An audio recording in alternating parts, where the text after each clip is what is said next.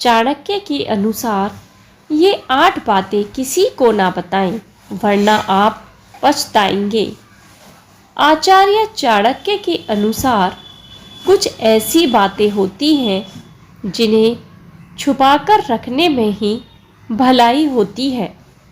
यदि आप इन बातों को लोगों को बताएंगे तो बहुत पछताएंगे और अपमान भी झेलना पड़ेगा। यह भी हो सकता है कि आप किसी भारी मुसीबत में फंस जाएं।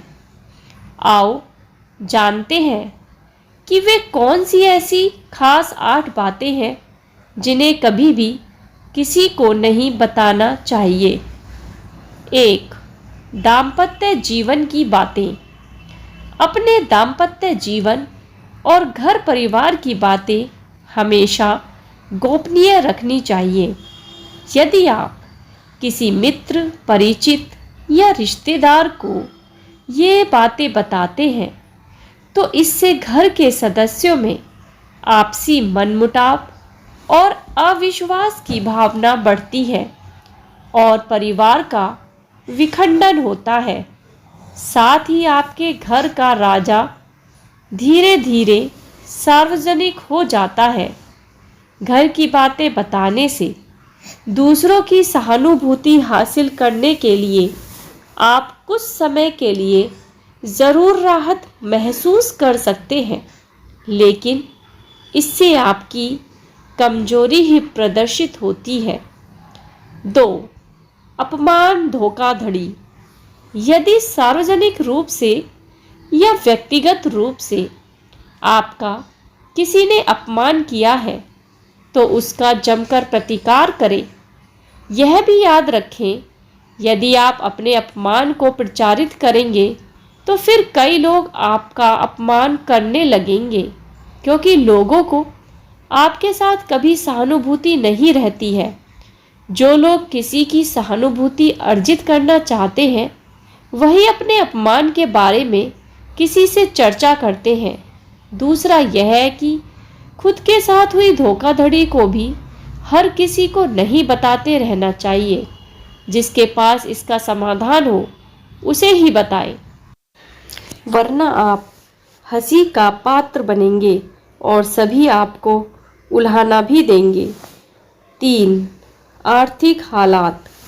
आप अपने घर के आर्थिक हालात पर किसी से चर्चा ना करें। धन को गुप्त रखें। लोग जानना चाहते हैं कि आप कितना कमाते हैं। यदि आप सीधे सीधे नहीं बताएंगे तो ये लोग दूसरे तरीके से पूछताछ करके अनुमान लगा लेंगे। हालांकि आप अपने धन को जितना हो सके गोपनीय रखेंगे तो आपके लिए ही अच्छा होगा। इसलिए नहीं कि लोग कर्ज मांग लेंगे और फिर लौटाएंगे नहीं। इसके और भी कई कारण हैं। धन को अपने मित्र, परिचित या रिश्तेदारों से गोपनीय ही रखने की सलाह दी जाती रही है। 4. गुरुमंत्र, साधना और तप। यदि आपने किसी योग्य गुरु से दीक्षा ली है तो उसके द्वारा दिया गया गुरु मंत्र गोपनीय रखें। हालांकि गुरु मंत्र कई प्रकार के होते हैं, जैसे किसी ने आपको कुछ ज्ञान दिया या कुछ हुनर सिखाया, वह भी गुरु मंत्र है। इसके अलावा यदि आप किसी भी प्रकार की साधना, तप या ध्यान कर रहे हैं तो उसे भी गोपनीय रखें, अन्यथा वह निष्फल हो जाएगी। इस संबंध में गोपनीयता से ही लाभ मिलता है। 5. अपनी अयोग्यता या कमजोरी। हालांकि बहुत सी जगह या मामले में इसे गोपनीय रखना घातक भी सिद्ध हो सकता है, लेकिन बहुत से मामले में इसे उजागर करने से आपको लोग कमज़ोर समझकर आपके साथ गलत व्यवहार करने लगेंगे या आपको मानसिक रूप से दबाने लगेंगे। इसलिए इस बारे में आप अच्छे से विचार कर लें कि कब, कहाँ, कौन सी कमजोरी गोपनीय रखनी है कमजोरी और अयोग्यता में फर्क करना भी सीखें। 6. दान पुण्य। आपने जो भी दान दिया है उसे गुप्त रखेंगे तो ही उसका लाभ मिल सकता है। गोपनीय दान देवताओं की नज़र में रहता है और जिस दान का बखान किया जा रहा है उसका फल निष्फल हो जाता है। मंदिर में दान दें, किसी गरीब को भोजन कराएं या किसी भी प्रकार का पुण्य कार्य करें, उसका अपने मुंह से बखान ना करें। यदि आपने इसे किसी के समक्ष जाहिर कर दिया तो समझे वह खारिज हो जाएगा। 7. मन की बात। मन में बहुत सी ऐसी बातें होती हैं जिनको जग हाजिर करने से आप अपने आसपास संकट खड़े कर सकते हैं। हो सकता है कि आपके मन में किसी बात को लेकर अवसाद हो, क्रोध हो या घृणा हो।